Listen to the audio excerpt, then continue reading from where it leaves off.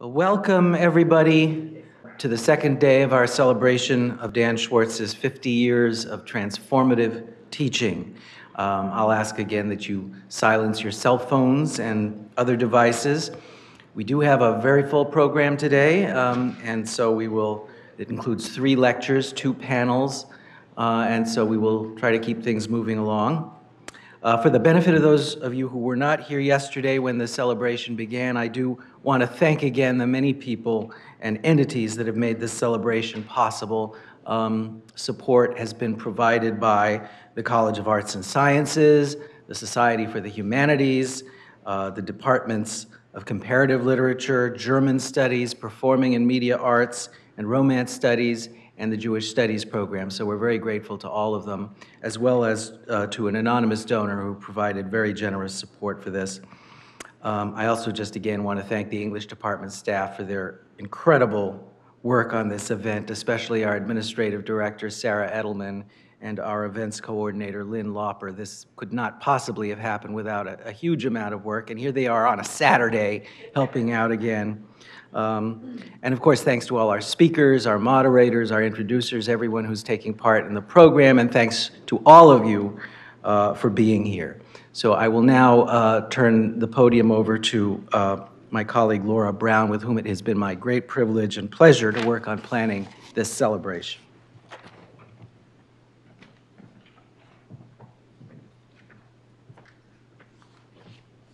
Thanks, Roger. It's my pleasure to introduce Beth Newman, Professor of English at Southern Methodist University. In keeping with our theme of transformative teaching, Professor Newman is the winner of the SMU Distinguished Teaching Award. She teaches and publishes on Victorian literature as well as on feminist theory, Ulysses, narrative, and psychoanalysis. Professor Newman is the editor of 2 widely used Bronte novels, Jane Eyre and Wuthering Heights. She has also published on Victorian poetry, Walter Pater, Swinburne, The Turn of the Screw, and Frankenstein. Her recent book is Subjects on Display: Psychoanalysis, Social Expectation, and Victorian Femininity, where she analyzes the character of the modest, self-effacing woman in the 19th century novel, those heroines who shrink from notice but triumph over their rivals, who are invisible but morally authoritative. Last but not least, Beth Newman earned her PhD in English at Cornell under the direction of Dan Schwarz. Her talk today is entitled Transforming Humanism, Pluralism in a Post-Secular Age. Please join me in welcoming Beth Newman.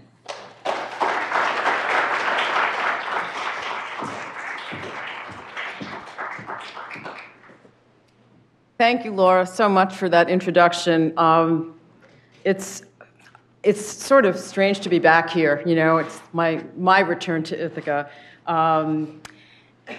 But here I am. I'm delighted, and I want to thank Roger and Lynn Lauper and Sarah Edelman for everything they've done. And I also want to thank Dan. I have a little gift. Would you like to come up to the stage and get it? I mean, just being here, you know, I want to say thank you by being here as well, but, and it's just a very small token, and you don't have to read the card, but you could open it if you like. I didn't do that. I didn't know this was happening. Thank you so much. Beth and I not only worked together, and she TA'd for me, and she's always one of my very favorites, and we've kept in close touch. Oh my gosh. This is our Ulysses. There's more. More. And some more. Just 2 things. And this is cup is Ulysses also, right? I figure, you know, you're probably going to do a lot of mousing, unless you just do touchpad, which I don't. This is great. And everybody, even you, probably needs coffee occasionally. Absolutely. I drink coffee in the morning and at night, but not one decaf at night. Anyway, thank you, Dan. Thank you. Well, thank you, Beth. It's a pleasure. It really is a particular pleasure to have you here, Beth, and giving one of the keynote talks. Thank you. Thank you so very much. And I will take this away. Is this right? Thank you. Thank you. This is mine. All right. Okay, so I'm just noticing that it's 9:41, so, and I think we started late, but all the same. So my talk, oh, yes, I'm supposed to do this. I also am not a PowerPoint sort of person, but I have one. It peters out, and so that's what it does. But so my talk today, as you can see, is called Transforming Humanism, Pluralism in a Post, with parentheses, Secular Age. And I actually seem to have shilly-shallied about whether to keep the hyphen in there, too. But you can make that decision. So, I just want to start by saying that I will refer to our guest of honor at any point where I mention him in this talk, and I do a few times, as Dan. And I know he will excuse this level of familiarity, even in public, because he's not a stuffy guy. You already know because Bill Thixton stole what I thought was going to be my thunder, and actually this was then reiterated long distance by Cheryl Weissman. But a bunch of us used to meet, Dan would meet with us. I thought it was once a month, and I was impressed by that, but Bill reminds me it was twice, to talk about some work of literary criticism or theory. As Bill told you, we called ourselves the Sons of Dan. There are several sons of Dan here: Paul, Margaret, Bill. Kim, were you a son of Dan? You were a son of Dan. So you can see that many of the sons of Dan were women.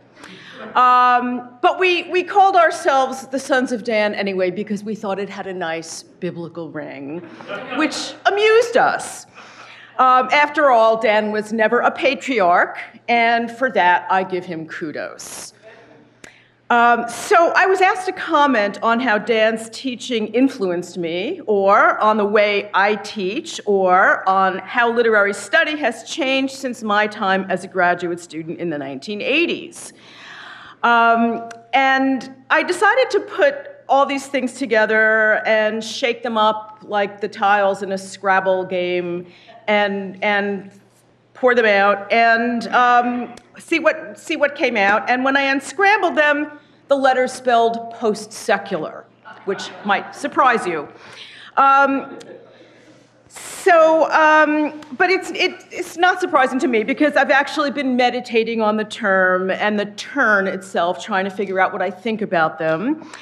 Do I think it's a good arc in the turn that Stanley Fish predicted would become the center of intellectual energy in the academy? This is what he said back in 2005. Well, I don't think that actually religion has turned out to be the center of intellectual energy in the academy, to judge from the conferences that I go to and the buzz, the articles and books that get a lot of buzz there. But it's certainly a center of intellectual energy, and it's one that has interested me to my own surprise, and that has made me replay in my mind a story from my own teaching that I want to tell now as a kind of prelude, and I know that this crowd will indulge me if I tell a story. So the story goes back to the early 1990s, when I was teaching a course that my colleagues and I used to call, affectionately, Baby Theory. Its real title was, and actually still is, Contemporary Approaches to Literature, Language, and Culture. The students all call it contemporary literature, which makes me crazy, but there you go. We require it of all our majors, and it's supposed to introduce them to theory and criticism. And we usually, usually on the syllabus is at least one of those volumes from the Bedford Books Case Studies in Contemporary Criticism series, which bundles a text and several essays representing different approaches. And I should really thank you, Dan, for getting me into that series. So thanks. In any case, you probably have seen used as students, teachers. I don't see that many student-age people here today. You've probably used them if you teach or you know about them. And I'm just going to assume that the edition that I was using at that point was Dan's edition of The Dead, because it's likely. And so what we did was we read the text, we talked about the different critical modes, we read the essays exemplifying them, talked about them. And then one day after class, a very bright student, really I think the brightest in the class, stayed to talk. She had a question for me. She noted that there was Marxist criticism, there was psychoanalytic criticism, there's feminist criticism, new historicist criticism, and so on and so forth. So she wanted to know this: is there a Christian literary criticism? Well, I was somewhat taken aback by this question, which never would have entered my mind when I was an undergraduate, even if I changed Christian to Jewish to line things up with my own identity.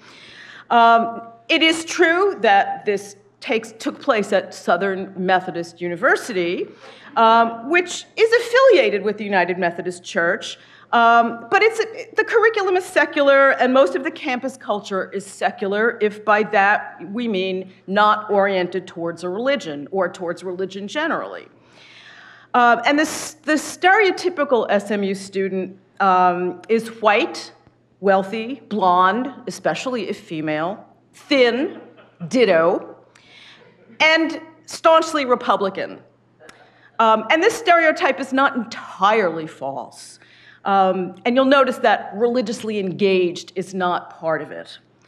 There are religious students on campus, and at this point, actually, of many faiths. But I can rarely count on someone to recognize a biblical allusion when it hits them in the face, let alone cite chapter and verse. So I had been teaching baby theory for years before I had ever heard this question, and I never heard it again. In my reply, I shook my head and said no, and I hope I had the good sense not to look at her with pity and condescension for her naivete. If I learned from Dan, I hope I learned never patronize. I explained that most contemporary literary critical approaches sought to critique dominant ideologies, and Christianity, I heard a groan, and Christianity was a dominant ideology. I really don't recall how the student responded, though I do remember that she continued to do good work, and didn't seem put off by what I said. But her question has come back to haunt me.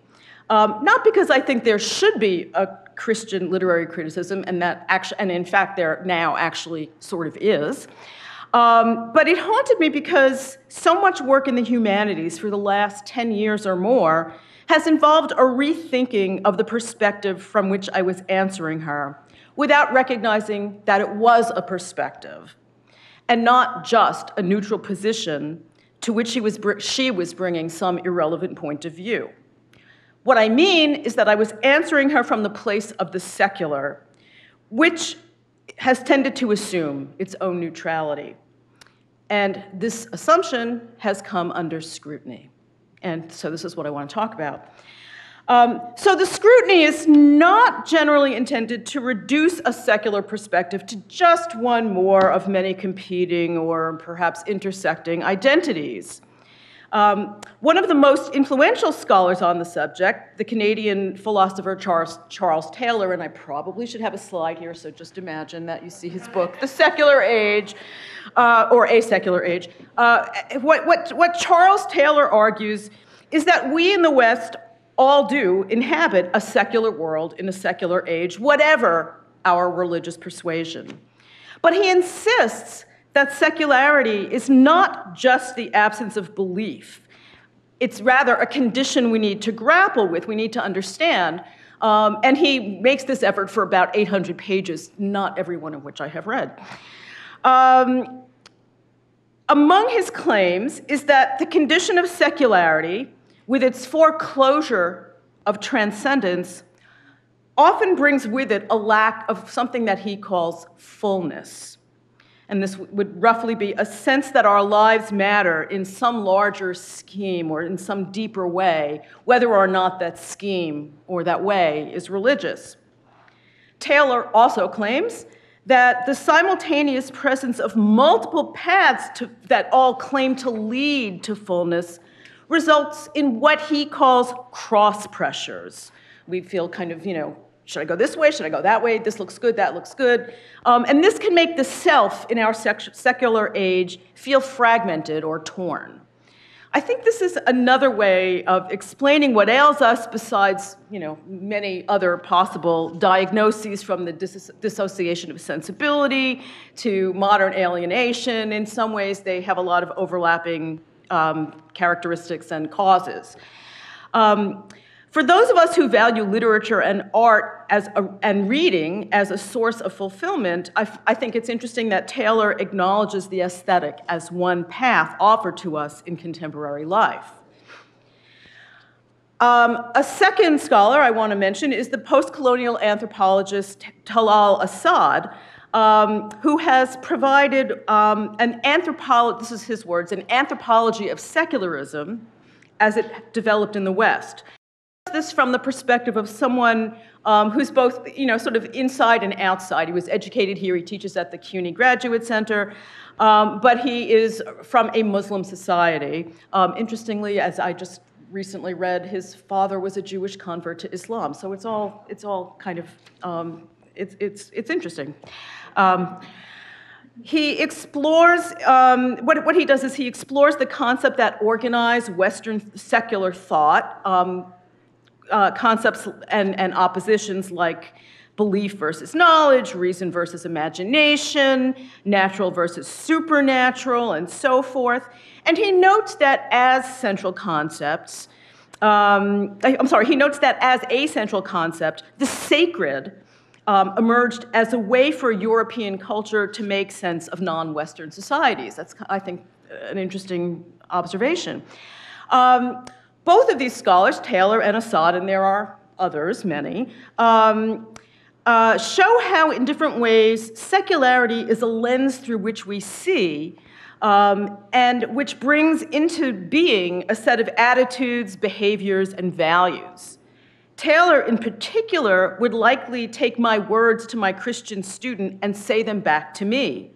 He would say, secularism is the dominant ideology in most of the West. Now, there are parts of the country in which one could surely dispute that secularism is the dominant ideology. I want you to know that at one point I had a slide of J.R. Ewing in here, but he went. My adopted state of Texas, especially outside of the Houston, Austin, Dallas triangle, is surely one of those places, giving the ongoing assaults on matters like birth control, legal abortion, adoption by LGBT parents, and so on, and as well as the presence of a Ten Commandments monument on the grounds of the Capitol, which, by the way, stands there with the blessing, so to speak, of the U.S. Supreme Court. And that is my now governor, then the Attorney General who made the arguments. I rejoice in secular humanism's being the dominant ideology insofar as it is. But I agree with Taylor. Asad, and many others writing about the question since, that we need to understand better what the secular is and how it conditions the way we think. And this is certainly true in literary study, and the inquiry has begun. Meanwhile, a new term has appeared on the horizon, the one in my title with the ambivalent embrace of parentheses surrounding the prefix and that on-again, off-again hyphen, the post-secular. So what I want to do today is first provide a sense of the way a reconsideration of the secular and secularization and secularity are relevant to literary study, and secondly, introduce the idea of the post-secular and consider its relationship to the humanistic pluralism for which Dan has advocated since the 1980s, when it was being attacked, I think, from the other flank. So, secularism, secularization, and the secular in literary studies. Commentators generally acknowledge that no one definition of these three things will do for all times and places, And this wasn't supposed to be a standard academic talk. I hope it's not too academic. So I'm going to allow myself to shuttle freely among them. Still, some definition is probably useful. So suffice it to say that secularism is at once a political system and a general attitude towards life. It's sometimes referred to as secularity. So no, we do not live in a Christian nation, as I have had more than one occasion to tell a student, despite their secularity. Yes, Leopold Bloom is the hero of James Joyce's Ulysses because, Dan has written, his secular humanism represents values of decency, toleration, and, here I'm quoting, a vague socialism and even vaguer internationalism, just the kind I like. And that's a quote from reading Joyce's Ulysses, of course. Suffice it to say, also, that secularization is a historical process that results from adopting secularism as a political system. And suffice it to say, finally, that the secular is half of a binary opposition that came into being as we in the West got secularized. The other half is what is excluded from it, the religion, the religious.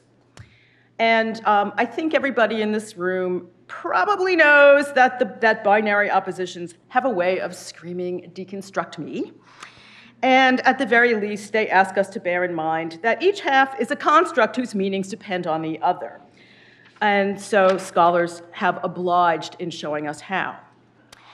One of the ways that these questions enter into literary studies is through the histories of literature as a university subject.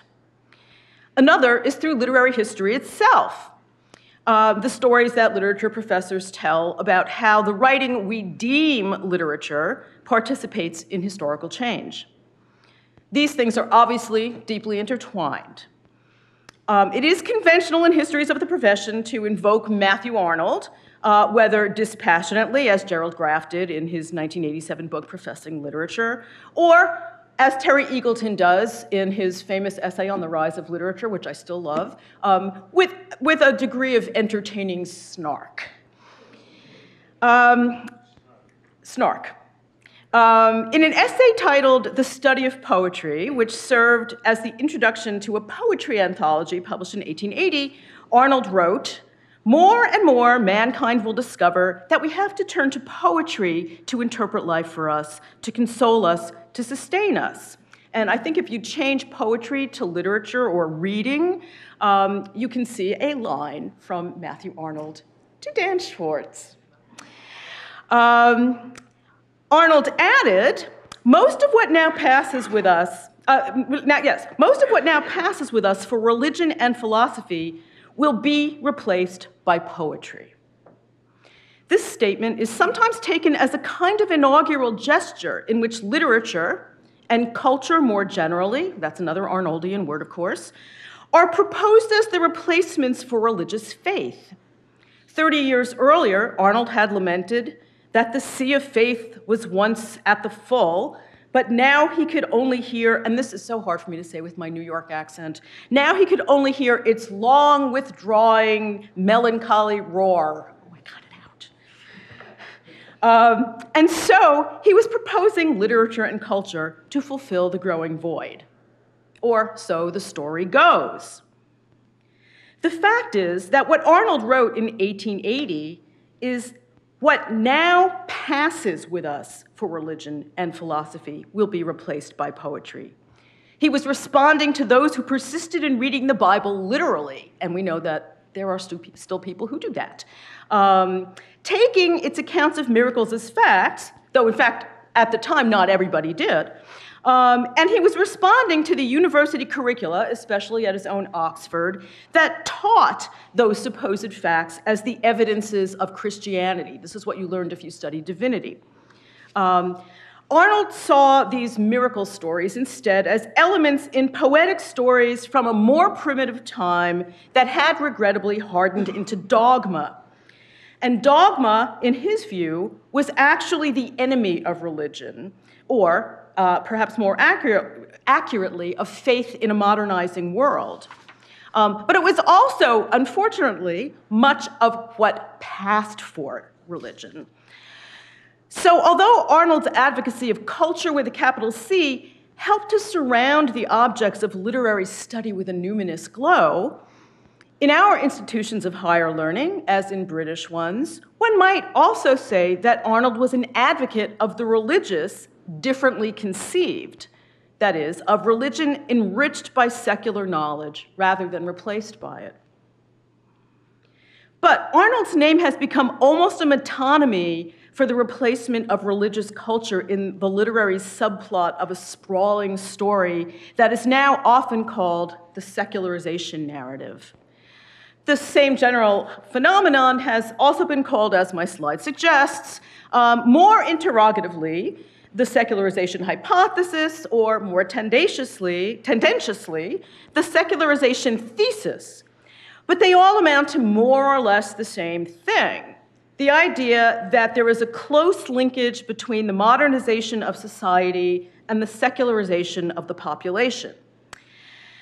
And that therefore, as modernization spread, so would secularization and secularity. So as a result, the expectation was religion would become increasingly irrelevant in the public sphere and in world politics. And here I just want to mention Gary Will's, I don't know if you know his book, oh gosh, the title of it has just flown out of my head, but it's called Reading the Quran, I think. And he points out that, one of the reasons we're in the morass that we're in right now, and have been since 2003, is that there was a kind of secular ignorance on the part of key people in the administration. This idea, the idea is problematic that religion is irrelevant. Anyway. Though the secularization thesis grew its academic legs in the sociology of religion, in a general way, it was part of the overarching story that was already being told by some late Victorian and early modernist writers. And it's beautifully illustrated by Thomas Hardy's poem written about 1910, titled Plaint to Man. I didn't want to give you the whole thing. This is a Mobius strip of a poem, a dramatic monologue in which God speaks to human beings, to the human beings who, he says, created him in their own image when they first emerged fearful and despairing from the evolutionary slime. But, God says, he, that is, God, has no more reality than the images in a magic lantern show, which are vivified only in the dark by showmen, by whom I think he means clergymen. And the illusion of his existence is being dispelled, God tells us, that is, he is being killed by the light of advancing knowledge. And the process is irreversible. And so I just call your attention to the first 4 lines. And now that I dwindle day by day beneath the deicide eyes of seers in light that will not let me stay, and tomorrow the whole of me disappears, and so on and so on. I will return to this question of irreversibility, but for now I'll just note the nice irony in the poetic form here. It follows the terza rima rhyme scheme identified with Dante's Divine Comedy. Take that, God. A differently compelling, more learned version of the secularization narrative is the one told by M.H. Abrams in Natural Supernaturalism. He tells us told us in the preface that his book is concerned with, and I'm quoting directly, the secularization of inherited theological ideas and ways of thinking. This is a book that Dan wisely put on my qualifying exam list, and which made me see epiphanic stars when I read it. Abrams taught us to see, as I think most of you know, taught us to see romantic and post-romantic writers of the English and German canons as secular prophets, spiritual autobiographers who discovered heaven and hell in the mind of man, as Wordsworth said, as evangels proclaiming redemption through the creative imagination. I'm not the first to note that this was a stunning and brilliant way for a secular Jew born of Yiddish-speaking parents to find imaginative truth in what he likely experienced, speaking from my own position, as an alien, what he probably experienced as alien, and it was a stunning way for him to take ownership of a canon, and boy did he, to which his European forebears would never have had access. But that's really beside the point. What I want to emphasize is that the secularization narrative that informs this argument, and many more mundane ones, has become the reigning common sense for us all, or maybe I should say for most of us. It often works as an unspoken assumption. More problematically, it often takes a triumphalist form. The triumphalist version goes like this. If modernization and secularization are linked phenomena, that is because progress makes religion increasingly irrelevant to public life. Ergo, belief in some transcendent being or power is a form of backwardness, benightedness, illusion, delusion, atavism, provincialism, primitivism, even stupidity. I think we all know people who believe this and who make little effort to disguise their contempt for religious belief, no matter how complex and nuanced, and no matter how learned and articulate the believer. I have heard such contempt from political progressives who in other respects strongly advocate pluralism and principles of inclusivity. With surprising provincialism, they sometimes assume that all belief is equivalent to fundamentalism of the crudest kind. I have even heard, more than once, the smug and original critique, I put that in quotation marks, that one might just as well worship the flying spaghetti monster as subscribe to a religion. And this is really a thing. And I had a line in here before I knew that there was a Google person here. I wanted to say, Google it, which is what I did. And I won't pause too much over here except to notice that it's the Lord's Prayer rewritten, and it ends with forever and ever, Ramen. Ramen. Okay. Well, the literary historical versions, yeah, I'll leave that up there so you can read it while I go on.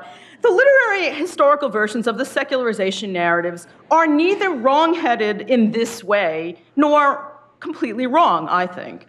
But arguably, they give us a distorted picture. They select an elite group of texts, the ones we know as the canon, and infer from them a shift in thinking that does not reflect the way most people, even literate ones, actually understood their lives. We take what some people of unusually trenchant creative intelligence felt and thought as an indicator of a broader social reality that I think it cannot reflect. And this is what the work of social historians and sociologists of religion have been telling us. In the process, we minimize writers who fall outside of the narrative, as was long the case with the devout Christina Rossetti, or we regard them as strange exceptions to the paradigm, as in the case of Gerard Manley Hopkins. The loss of faith story, as represented by what writers like Hardy wrote and what writers like George Eliot lived, is narrated in conventional literary history as a progress narrative that follows a neat linear trajectory. As a social phenomenon, it is understood, or I should say, it was understood to be irreversible, as in Hardy's Plaint to Man. But research across the disciplines for the last decade and more has been dialing back confidence in the secularization thesis and adding new chapters to the narrative.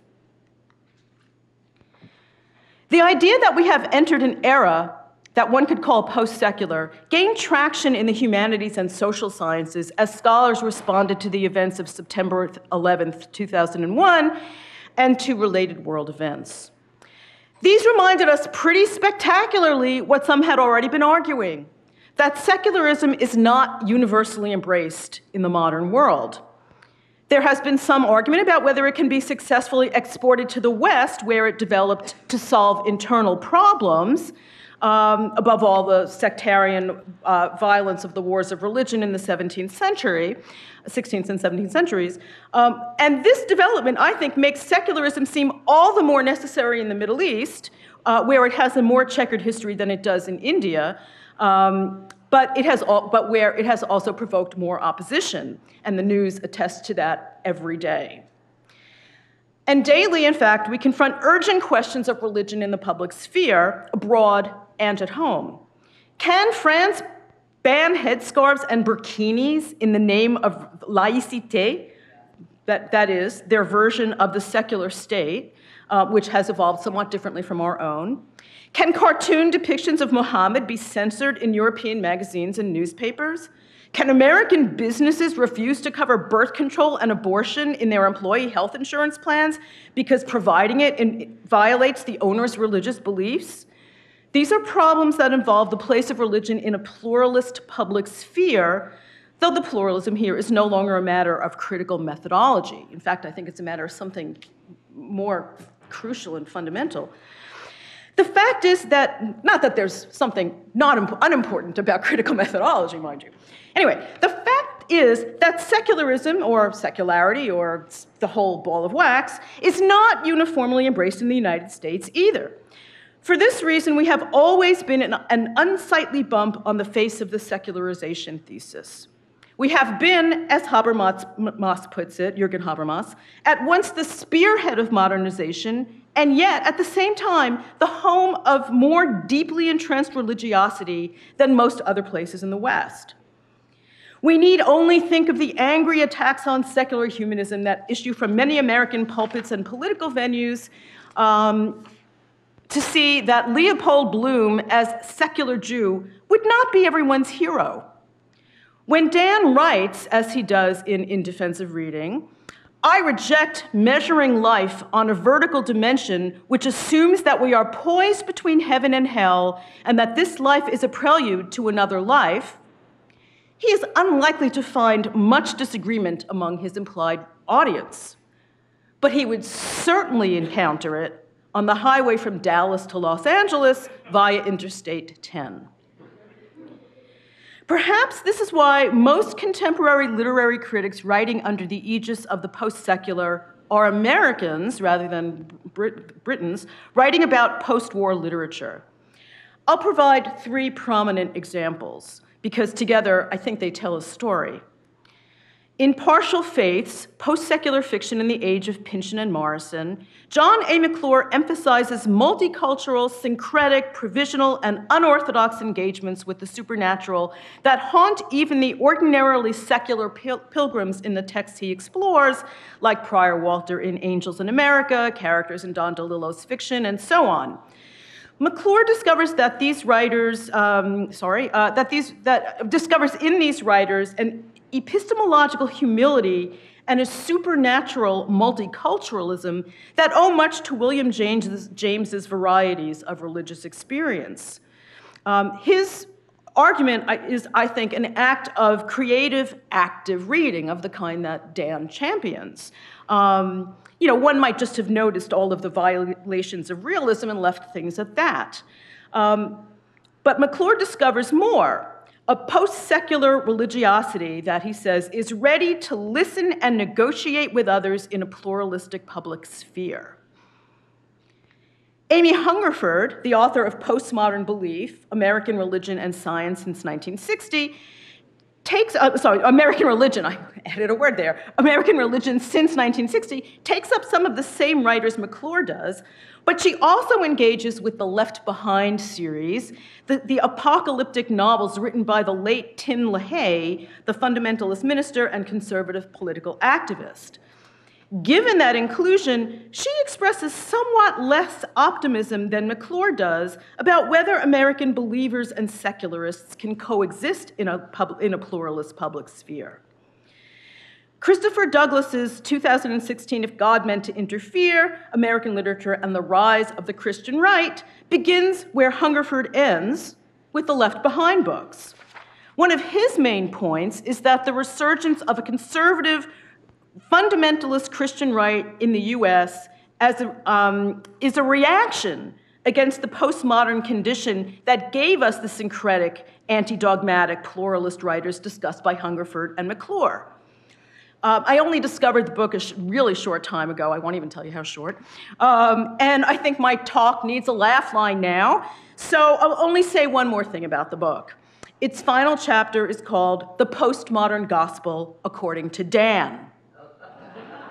See, I told you about that biblical ring.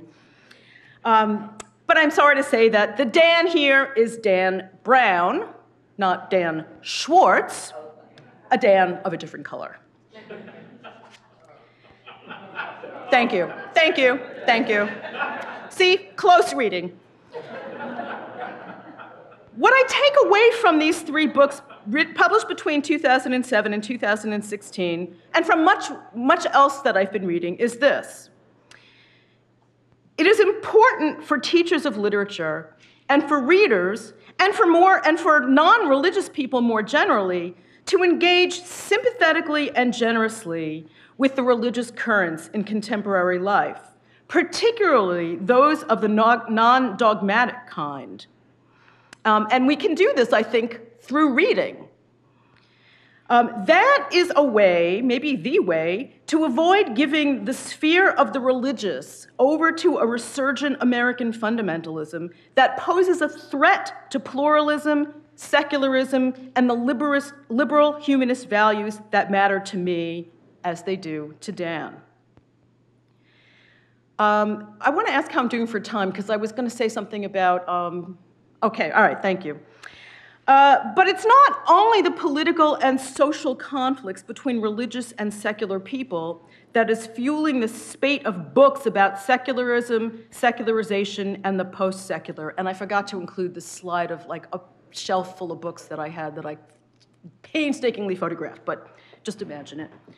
But the other thing that's fueling this discourse is also a feeling on the part of some defenders of secularism, and there are many, that there is something missing in a secularism that glories in its lack of religiosity, and sometimes even issues boastgrams about its militant atheism.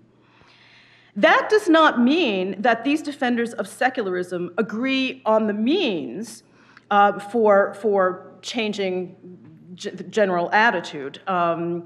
So one of them, Bruce Ledowitz, a professor of law, calls for a hallowed secularism in a book so titled, a secularism that isn't afraid to look to religious texts for enduring humanist values. By contrast, George Levine, who actually has published about Darwin and the novelists, among other 19th century literary subjects, prefers to keep secularity secular. That is, he wants to sidestep religion as opposed either to drawing from it or to trouncing it.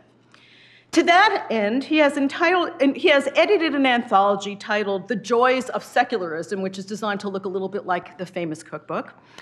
And the goal of this is and I'm quoting here, to imagine a satisfying secularity, a secularity with which Charles Taylor's fullness, but not traditional religion, is compatible. That's how he differs from Ledowitz.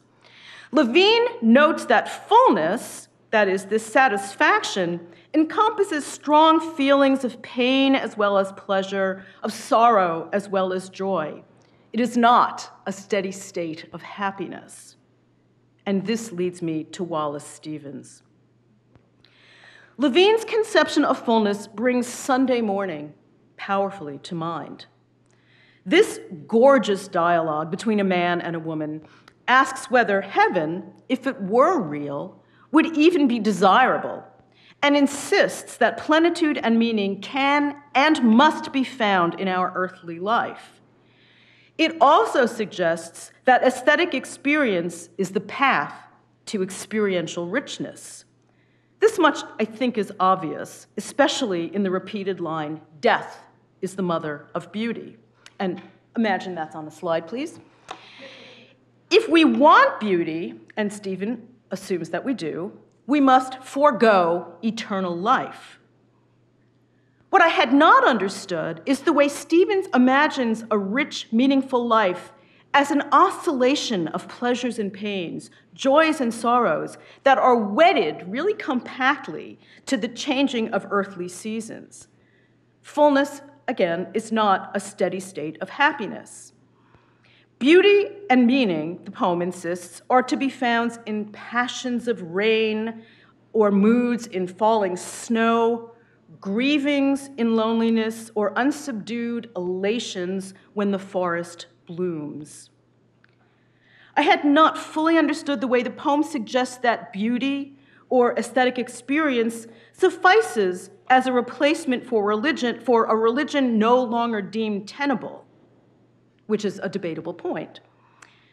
And Stevens acknowledges that too, although he does so in the poem's subordinated voice, that is, the voice of the woman speaker. He acknowledges the familiarity of a desire, after all, for something more, something transcendent, though this desire is precisely what the most unconflicted secularist would reject. And he does this tellingly in the midpoint of the poem. In 2 lines of magisterial blank verse, the woman makes clear that she is caught in what Taylor calls cross pressure. And these are the lines. She says, "But in contentment, I still feel the need of some imperishable bliss." The woman ultimately comes over to the man's point of view. I almost want to say he's mansplaining. But the poem first gives voice to the alternative. Sunday morning, then, expresses a paradigmatically secularist view of life. It's also, hard to believe, just over 100 years old. That raises the question, are we post-secular yet?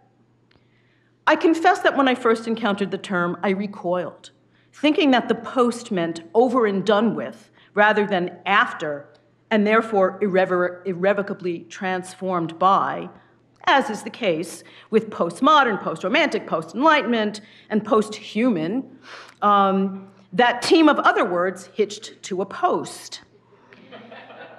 Initial recoil aside, I am learning that the term refers both to a moment, presumably ours, and to a discourse. That discourse is pluralist, hospitable to both secular and religious ways of being in the world, and useful for exposing some blind spots and hubristic smugness in the secular humanism of the last century. That would amount to a beneficial transformation. Thank you.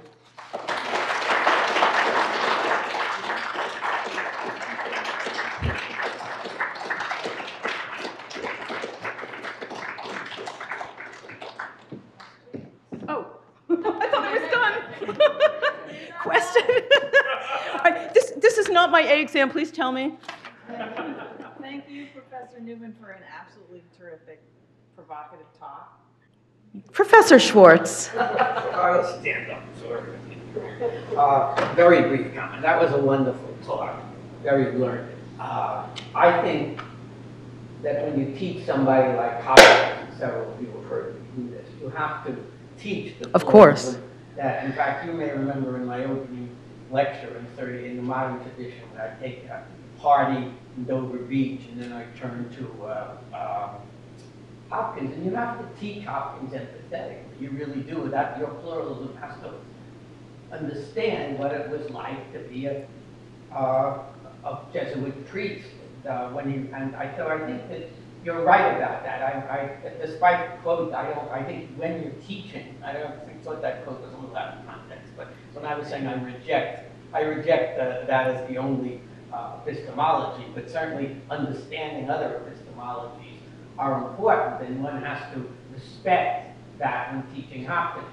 But my own brief anecdote of teaching would be to reference my Holocaust class, which a few people in the room have taken. And there, I'm really always learning about Jewish faith as opposed to the history of the Holocaust.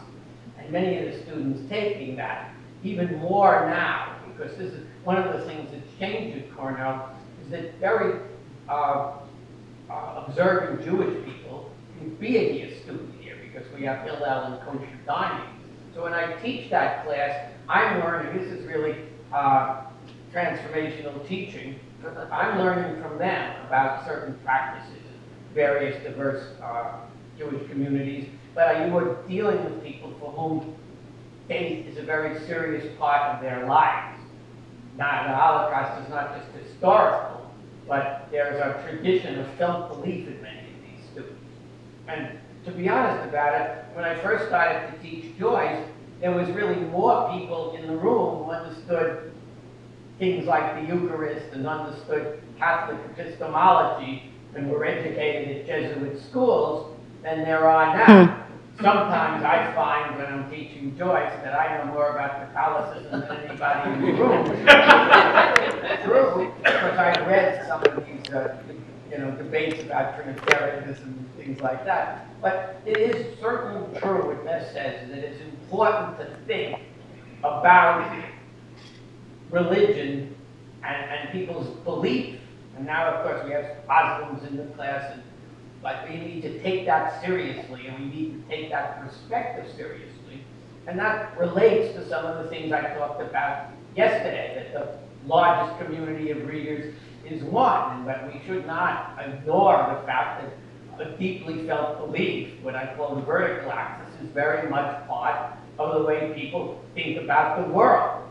And I see things now, particularly in some of my Jewish students, that I didn't know. For example, I had a class where a few people did not write on the 8th day of Sukkot. I could be corrected on this. And I didn't even know that religious Jews don't write on certain days. So you see students who are the most eager note takers stand there, and you wonder if they have hand paralysis or they're sick. I mean, everybody who's going as long as I have, students rush out the door, ill. So this is different, and you're getting different students, you're getting students of different cultures. This is very exciting, but it makes you rethink, actually, how you teach a class. Just like when we first had students, we started to have students from Asian culture 40 years ago, and that made you think of, have to learn a little bit about the feelings of Japanese students and later Vietnam students. And I used to read books about some of the cultural assumptions because of this variety, and this was very exciting. So I just wanted to make that comment, and I think that was a wonderful talk, and one that makes me think. Thank you. I'm sorry that I seem to take you out of context. I like to think it was an opportunistic quotation. It allowed me to make a nice transition, so, okay. Oh, well, I mean, you think about T.S. Eliot. Yeah, I mean, he kind of, if I'm understanding your question, it was sort of bothering me as I was writing this, like, I'm just like ignoring T.S. Eliot, But T.S. Eliot, I mean, he thought what did he say about Matthew Arnold? I mean, he thought his absolute lack of any kind of like theological stiffening through some kind of dogma made him just an idiot in theological terms. So, it's not as though modernism, is by definition secular. But I could tell you the other problems I see with my talk too, if you want to hear them. But yeah, that's a problem, and I guess I'm just not really. Well, I don't know what to do about the disappearance of modernism. You're asking me, is this a way back in?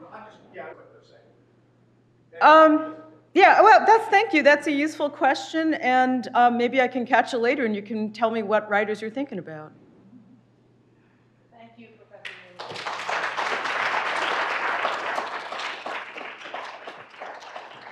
Newman. This has been a production of Cornell University, on the web at cornell.edu.